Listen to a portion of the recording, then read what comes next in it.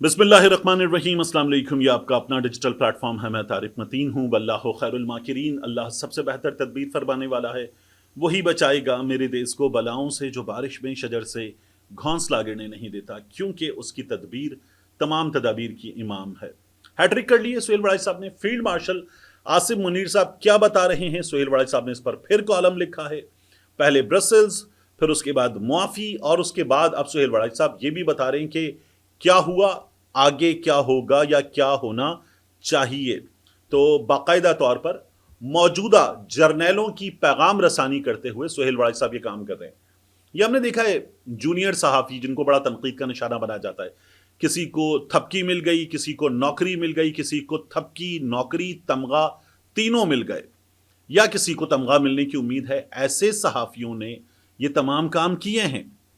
लेकिन सुहेल वड़ाई साहब जब ये काम कर रहे हैं तो हम लोगों को, जिन्होंने ये देखा कि ये सीनियर सहाफ़ी हैं, उस्ताद हैं हमारे, तो अफसोस होता है। और फिर आप जब मुल्क के दो सबसे बड़े न्यूज़ चैनल्स में से एक न्यूज़ चैनल में बहुत अच्छी पोजीशन पर हों, मुल्क का सबसे बड़ा अखबार, उसके एडिटोरियल पेज के आप करता धरता हों, और आप ये काम कर रहे हों, तो अफसोस होता है कि जो सुहेल वड़ाई साहब कर रहे हैं। जर्नलिज्म जो है ना, वो है ताकतवर से सख्त सवालात पूछना, अकाउंटेबिलिटी करना, और उसको बताना कि ठीक क्या है। ये सहाफत है, ये हमारे सीनियर्स ने हमें सिखाया।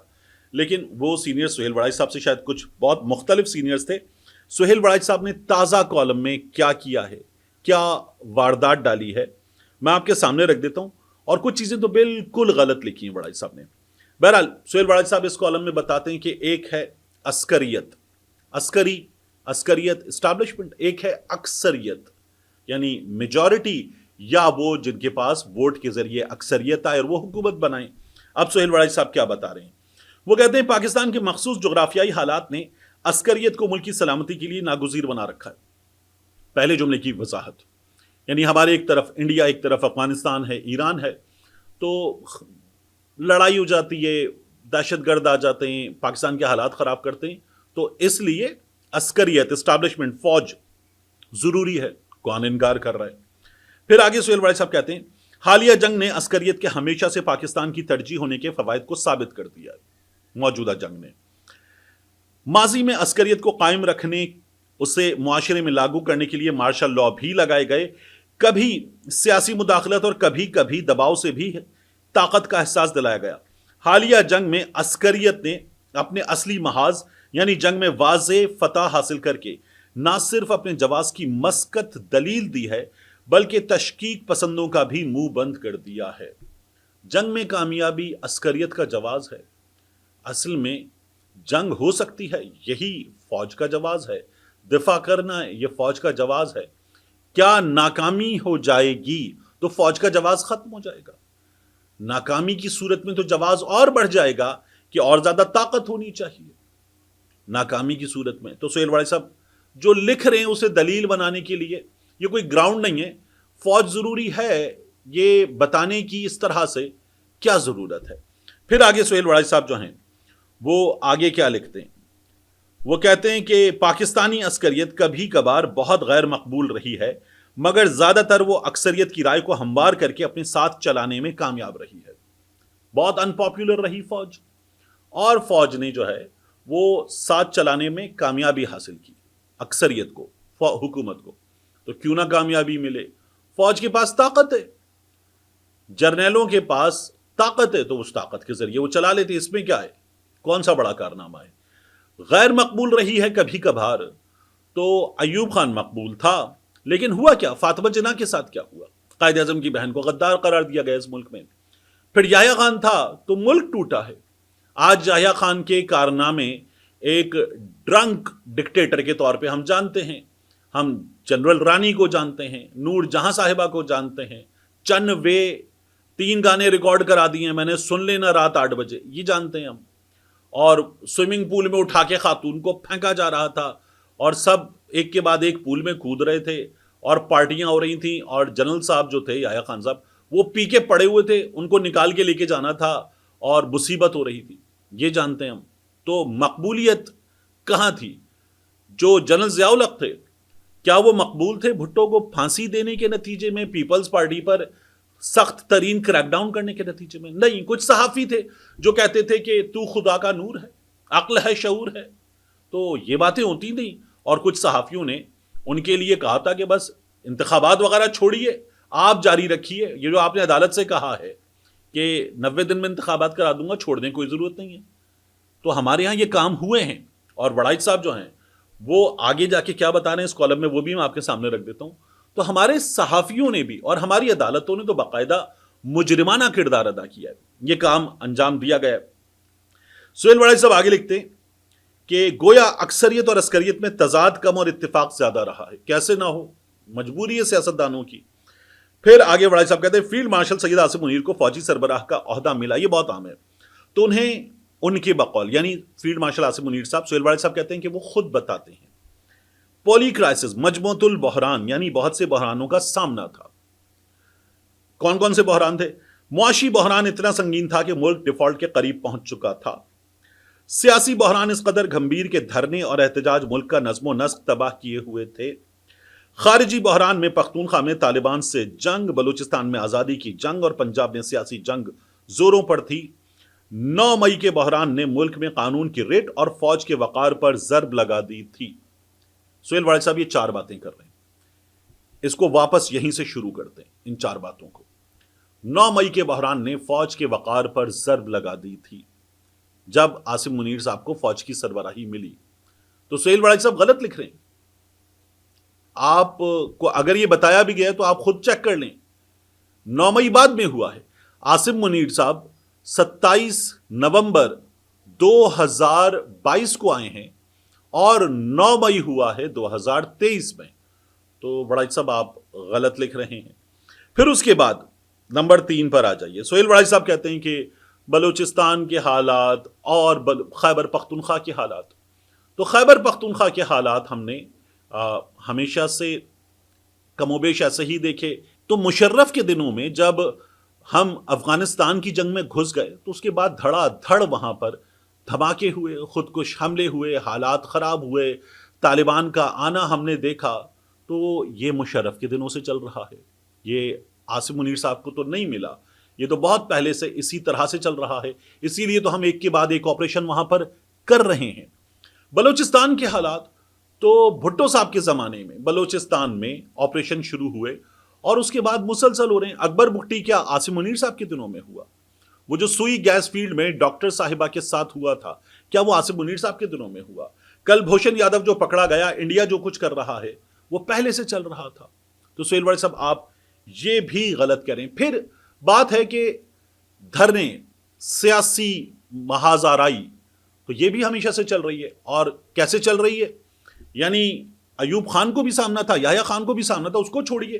ISI نے جو IJI بنائی، اسلامی جمہوری اتحاد بنایا، اور جس طرح سے تمام سیاست میں چیزیں کی گئیں، اور نواز شریف نے، بے نظیر نے، اور دھرنوں کی اگر آپ بات کر رہے ہیں تو ہم نے ملین مارچ، دھرنا وغیرہ، یہ تو 90 سے ہم مسلسل کرتے ہوئے دیکھ رہے ہیں اپنی اسلامی سیاسی جماعتوں کو. تو یہ ہمیشہ سے ہو رہا ہے. وڑائچ صاحب آپ یہ بھی غلط لکھ رہے ہیں. پھر اس کے بعد سہیل وڑائچ صاحب آگے کیا بتاتے ہیں؟ وہ کہتے ہیں عدالتیں خود سر ہو کے خدائی کے دعوے تک پہنچ گئی تھیں، سیاسی پسند ناپسند کے ذریعے حکومتیں بنانے اور توڑنے میں مصروف تھیں. بین الاقوامی طور پر بھارت بالادستی پر مصر تھا اور اپنے تئیں کشمیر کو ہضم کیے بیٹھا تھا. امریکہ ہم سے مختلف وجوہات کی وجہ سے لا تعلقی اختیار کیے ہوئے تھا. بحری بیڑے کا ہم کب سے انتظار کر رہے ہیں، F-16 کا، ان کے پرزوں کا، امریکہ کا ہم نے کب سے حال دیکھا ہے. ہنری کسنجر نے ہمیں کیا کیا دھمکیاں نہیں دی تھیں. تو وڑائچ صاحب آپ پھر غلط کر رہے ہیں. پھر آگے کہتے ہیں جنرل عاصم منیر نے برسلز میں کہا کہ ہم بیشتر بحرانوں سے نکل آئے ہیں اور آنے والے دنوں میں مزید بہتری آئے گی. آمین، آنی چاہیے. اور میں تو ہمیشہ کہتا ہوں کہ یہ حکومت ووٹ کے ذریعے نہیں آئی، پھر بھی اگر یہ حکومت بھی غریب کا بھلا کر دے تو بھلا ہو جانا چاہیے. آگے الیکشن 2024 سے پہلے اس ناچیز نے مقبولیت اور قبولیت کی 2 اصطلاحات کے ذریعے پاکستانی ریاست کے اصول اور ضوابط کو واضح کیا تھا. آج کی تحریر عسکریت اور اکثریت کی اپنی اپنی افادیت کو واضح کرنے کے لیے ضروری ہے. عسکریت کو دل و جان سے قبول کرنے والے بھی اکثریت کو دی جانے والی اسپیس سے غیر مطمئن ہیں. دراصل عسکری اور سویلین تضاد کی تاریخ تو پرانی ہے، مگر یہ تضاد اب آخری حدوں کو چھو رہا ہے. اچھا، کیوں چھو رہا ہے آخری حدوں کو؟ اس لیے کہ اس وقت 9 مئی کے بعد، اور 9 مئی غلط تھا، 9 مئی قابل مذمت نہیں، قابل نفرت ہے، تو 9 مئی کے مجرموں کو سزا دی جائے. سزا دینا عدالتوں کا کام ہے. تو شفاف تحقیقات وغیرہ کہاں ہوئی ہیں؟ جو عدالتیں جن چیزوں پر سزا دے رہی ہیں کیا یہ ٹک سکتی ہیں؟ منیب فاروق جیسا بندہ کہہ رہا ہے کہ نہیں جی بہت کھوکھلے جھول والے فیصلے ہیں. تو بیرسٹر بھی ہے اور وہ یہ کہتا ہے کہ میں ریاست کا بیانیہ سامنے رکھتا ہوں. تو اگر وہ شخص یہ کہہ رہا ہے بہت جھول والے فیصلے ہیں، تو پھر آپ جب کہتے ہیں تضاد آخری حدوں کو چھو رہا ہے. وڑائی صاحب اب آگے میں آپ کو بتاؤں. وڑائی صاحب کہتے ہیں کہ جس طرح پولی کرائسس سے نکلنا اور ملک کو نکالنا ضروری تھا، اس مسئلے کا حل بھی ضروری ہے. سویلین اسپیس سکڑی ہے اور عسکری اسپیس بڑھی ہے، جس سے اکثریت اور عسکریت میں جو توازن پائیدار ترقی کے لیے ضروری ہے وہ فی الحال مسنگ ہے. اس وقت حکومت اور اسٹیبلشمنٹ کے درمیان توازن مسنگ ہے. تو ظاہر ہے کہ حکومت نمائندہ نہیں ہے اور یہاں اسٹیبلشمنٹ تمام معاملات چلائے، یہ بھی اگر نہیں ہو رہا، SIFC یا مل کر یا ہائبرڈ کے طریقے سے چلنے کی بات ہو رہی ہے، تو لوگ دیکھ رہے ہیں کہ چیزیں چل نہیں پا رہی. معیشت 1 سال میں ٹھیک ہونا، سرمایہ کاری آنا، سارے دعوے، ابھی تک ان میں سے کچھ بھی ہو نہیں سکا ہے. ہاں یہ ضرور ہوا کہ ہم نے IMF سے قرض لے لیا ہے. تو جس ڈیفالٹ کی باتیں عمران خان کے جانے کے بعد ہوئی تھیں، اس کی موجودگی میں نہیں ہو رہی تھی، وہ ٹل گیا ہے کیونکہ ہمیں قرض مل گیا ہے. پھر آگے سہیل وڑائی صاحب سیاستدانوں پہ حملہ کرتے ہیں. کہتے ہیں مانا کہ اکثریت غیر منظم ہے، مانا کہ اکثریت کے نمائندے اکثر کرپشن کرتے ہیں، مانا کہ ان میں سے اکثر نااہل ہیں، یہ بھی مانا کہ ان کی گورننس میں غلطیاں ہیں، مانا کہ وہ بین الاقوامی حساسیت کو سمجھنے میں ناکام رہتے ہیں، مانا کہ فیصلوں میں تاخیر ہوتی ہے اور ان میں زیادہ تر اغلاط ہوتی ہیں، یہ بھی مانا کہ اکثریت کے نمائندگان نہ اتنے تعلیم یافتہ اور نہ اتنے اہل ہیں کہ وہ حکومت کو مؤثر طور پر چلا سکیں. 7 چیزیں سہیل وڑائی صاحب نے سب چیزوں کا ذمہ دار سیاستدانوں کو قرار دے دیا اور کہہ رہے ہیں کہ سب مان لو. اچھا پھر آگے اس کے بعد سہیل وڑائی صاحب یہ کہتے ہیں یہ سب مانتے ہوئے بھی یہ ماننا پڑے گا کہ اکثریت کے بغیر عسکریت نہیں چل سکتی. دنیا مانتی نہیں ہے نا، لوگ مانتے نہیں ہیں اس لیے. پھر آگے یہ بھی مانا جائے کہ سول کے بغیر فوج مضبوط نہیں رہ سکتی. یہ بھی مانا جائے کہ مارشل لاء میں نمائندگی نہیں ہوتی، اس لیے وہ غیر مقبول اور ناکام ہوتے ہیں. یہ بھی مانا جائے کہ اکثریت کو ساتھ چلانے اور اہل بنانے اور ان کی رائے شامل کیے بغیر دنیا کا کوئی نظام کامیاب نہیں ہو سکتا. یہ بھی مانا جائے کہ سویلین حکومتوں کو رخصت کرنا اور سیاسی مداخلت کرنا نقصان پہنچاتا رہا. یہ بھی مانا جائے کہ جنرل پاشوں، جنرل ظہیروں اور جنرل فیضوں نے سیاست، میڈیا اور معاشرے کو جو چرکے اور ٹیکے لگائے، انہوں نے معاشرت کے تار و پود بکھیر دیے. جنرل پاشوں، جنرل ظہیروں اور جنرل فیضوں. موجودہ جرنیلوں پہ تو سہیل وڑائی صاحب بات نہیں کریں گے. جنرل ندیم انجم صاحب یہ سپریم کورٹ آف پاکستان گئے تھے کہ انتخابات نہیں ہو سکتے. جنرل فیض کو ایکسٹینشن نہیں مل سکتی، 3 سال پورے ہو گئے، نکلنا ہوگا، یہ عمران خان کو بتایا گیا تھا. لیکن جنرل ندیم انجم کو ایکسٹینشن ملی بطور DGSI. اس پر آپ بات نہیں کر سکتے. پھر سہیل وڑائی صاحب جو باتیں کر رہے ہیں ان میں کیا وہ یہ کہیں بتا سکتے ہیں کہ اس وقت مداخلت نہیں ہو رہی؟ کون کہے گا اس وقت مداخلت نہیں ہو رہی؟ آپ کسی آزاد نوجوان تجزیہ کار کو، وہ متی اللہ جان ہو، اسد طور ہو، جبران ناصر ہو، ریما عمر ہو، بے نظیر شاہ ہو، آپ سن لیں سہیل وڑائی صاحب تو آپ کو سیکھنے کا موقع ملے گا. بزرگ ہوتے ہوئے بھی آپ بات ہی غلط کر رہے ہیں. موجودہ دور میں بھی مداخلت ہے اور شدید مداخلت ہے. کون انکار کر سکتا ہے؟ کون انکار کر سکتا ہے؟ آپ کے سامنے مصطفیٰ نواز کھوکر ہوئے، اعتزاز احسن ہوئے، یہ تمام چیزیں ہمارے سامنے نہیں ہیں. فضل الرحمان صاحب نے کل APC میں کیا بتایا ہے؟ مطلب یہ وہ چیزیں ہیں کہ اگر آڈیو نہ ہو تو ہم رپورٹ بھی نہ کر سکیں. تو وڑائی صاحب آپ پھر شدید زیادتی کر رہے ہیں. اب اس کے بعد سہیل وڑائی صاحب آخر میں آتے ہیں اپنے کالم میں، اور پھر کالم میں آخر میں آ کے بعض چیزیں ٹھیک کرتے ہوئے پھر آگے دوبارہ ایک واردات ڈال دیتے ہیں. کہتے ہیں بانی پاکستان قائد اعظم محمد علی جناح نے مسلم دنیا میں پہلی جمہوری مملکت کی بنیاد رکھی جس میں سویلین بالادستی واضح ہے. کئی بار اس راستے سے روگردانی کی گئی، لیکن 1973 کے آئین میں متفقہ طور پر تمام صوبوں، تمام فرقوں، تمام جماعتوں نے پارلیمانی جمہوریت پر اپنے اعتماد کا اظہار کیا. اب بھی وہی آئین ہے جو قائد اعظم کے بعد پاکستان میں دوسرا واحد اتفاق رائے ہے. اس پر عمل پیرا ہو کر ہی ہم ملک کو آگے لے جا سکتے ہیں. 18ویں ترمیم صوبائی حقوق کے لیے ایک اہم دستاویز ہے، کیونکہ صوبائی حقوق کے نام پر ہی مشرقی پاکستان میں غلط فہمیاں پیدا ہوئی تھیں۔ صوبائی حقوق کے نام پر مشرقی پاکستان میں غلط فہمیاں پیدا ہوئی تھیں، اقتدار نہیں دیا تھا، جو مجیب نے سیٹیں جیتی تھی وہ صاف حکومت تھی، بھٹو صاحب نے اور یحییٰ خان نے اقتدار نہیں دیا تھا۔ پھر اس کے بعد آپ بات کر رہے ہیں سہیل وڑائی صاحب، اب آگے کہتے ہیں بنیادی ڈھانچے کو چھیڑے بغیر آئین میں ہر تبدیلی کی گنجائش موجود ہے، ہر تبدیلی کی گنجائش موجود ہے۔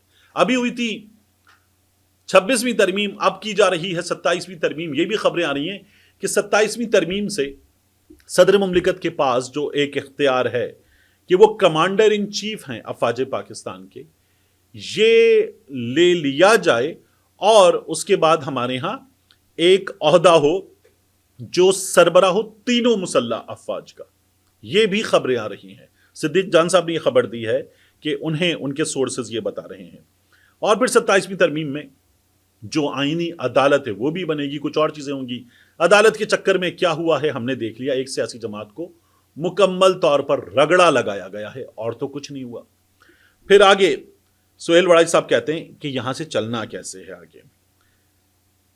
جمہوریت اور آئین کی مدد سے مستقبل کا ڈھانچہ استوار ہو، فوج ملک کا اہم ترین دفاعی بازو ہے، ہماری فوج منظم اور تجربے کار ہے، مانا جائے اکثریت یہ، مانا جائے اکثریت وہ، مانا جائے اکثریت ایسی، مانا جائے اکثریت ویسی، مانا جائے اکثریت نااہل، ہماری فوج منظم اور تجربے کار ہے اور شاید بہت سے معاملات میں اہل بھی ہے، مگر عسکریت کی بالادستی ملک کو کھوکھلا کر دیتی ہے۔ شکریہ، عسکریت کی بالادستی ملک کو کھوکھلا کر دیتی ہے۔ عسکریت اور اکثریت ہاتھ ملا کر چلیں گے تبھی ایک فلاحی ریاست بن سکے گی۔ ہاتھ ملا کر چلنا ہے، ہائیبرڈ نظام ہونا ہے۔ سہیل وڑائی صاحب نے یہ بتایا۔ بات یہ ہے کہ فوج جس کے لوگ جان دیتے ہیں، جان دینے سے بڑا کچھ نہیں ہو سکتا، دفاع کا اپنا کام کرے گی تو میں اور آپ سب اس کے لیے دیدہ و دل فرش راہ کریں گے۔ فوج اقتدار میں آئے گی تو غلط ہے، غلط ہے، غلط ہے۔ اب آپ کہہ رہے ہیں کہ جی مل کر چلیں، یعنی ہائیبرڈ کو چلانا چاہتے ہیں۔ آگے کہتے ہیں ہاتھ ملا کر چلیں گے تبھی ایک فلاحی ریاست بن سکے گی۔ آخر میں عرض ہے اب جس کے جی میں آئے وہی پائے روشنی، ہم نے تو دل جلا کے سر عام رکھ دیا۔ سہیل وڑائی صاحب دل جلے آپ کو کیا کہہ رہے ہیں؟ میں نے صبح بھی بتایا تھا، بچے آپ کو ہرکارا اور بچے آپ کو ایجنٹ قرار دے رہے ہیں۔ یہ آپ کے لیے سوچنے کا مقام ہے۔ اس سے پہلے بھی بہت لوگوں نے جنرل ضیاء کو، جنرل یحییٰ کو، جنرل ایوب کو ناگزیر قرار دیا تھا، غلط ثابت ہوئے۔ ملتے ہیں انشاءاللہ آپ سے اگلی ویڈیو میں۔